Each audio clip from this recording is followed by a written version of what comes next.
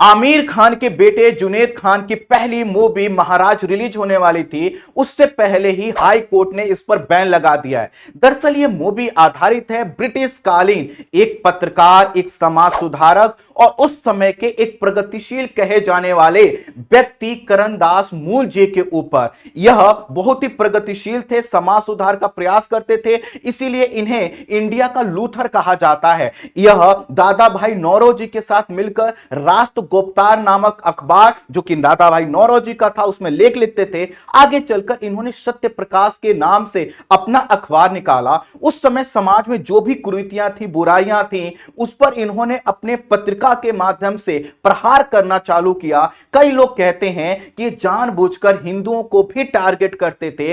इसीलिए जब इन्होंने पुष्टि मार्ग संप्रदाय, जिसे हम वल्लभ संप्रदाय के नाम से भी जानते हैं, उनके धर्म गुरुओं के ऊपर टारगेट किया।